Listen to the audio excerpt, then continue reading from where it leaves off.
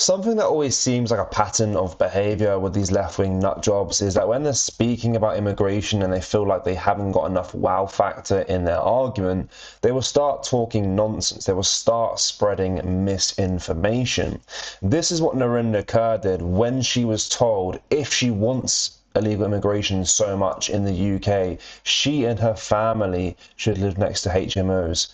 And she kind of says that she already does. She lives next to a lot of immigrants, which seems to be false. And she also said that 99% of the time, these immigrants are actual asylum seekers, despite the fact they're coming from France, which is already a very safe country. Have a listen to this debate because it just proves how ridiculous Narendra Kaur truly is. Good morning, everybody.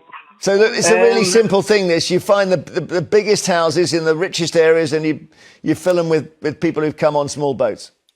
Yeah, put them there, yeah. I'll tell you why. Liverpool is full.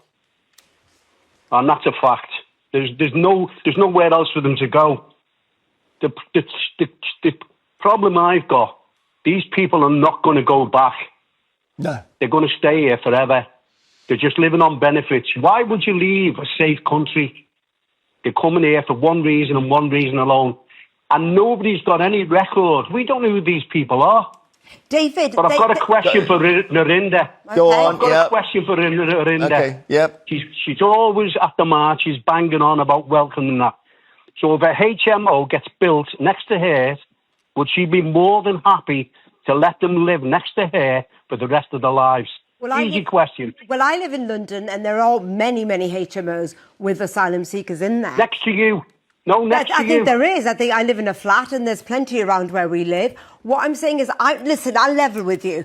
Okay, maybe it's not an ideal situation. You don't like it. I have to accept you don't like it.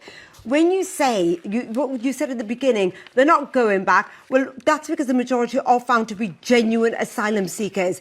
You say that they're taking everything, living on benefits. They're not. They live off peanuts. Why don't we let them work? Contribute to society. Okay. Why wouldn't you do that? We've got so many, thank you, Dave. We've got so many calls. We're going to keep talking about this after the break. It would have been good to hear David's argument back to Narendra before Jeremy Vine cut him off, but Narendra's talking utter nonsense, isn't she? She's saying that they're not going to stay here forever. Perhaps the reason they're staying here forever is because they actually are seeking asylum. No, they're staying here forever because they get free healthcare, free dental care, free accommodation, free food, and money. And she's saying they're living off peanuts. That's not true either. That is not true.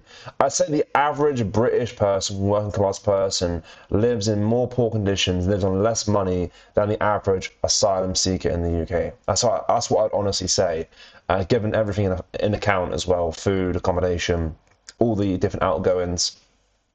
And bear in mind, the average working class person works at least over 40 hours a week, whilst these people aren't working whatsoever.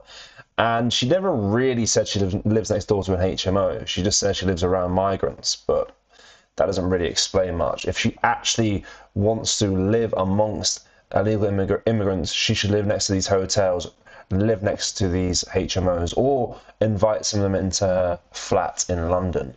But let me know your thoughts on Narendra Kaur and what she said. As always, make sure you do like, comment, and share. Thank you. Take care. Goodbye.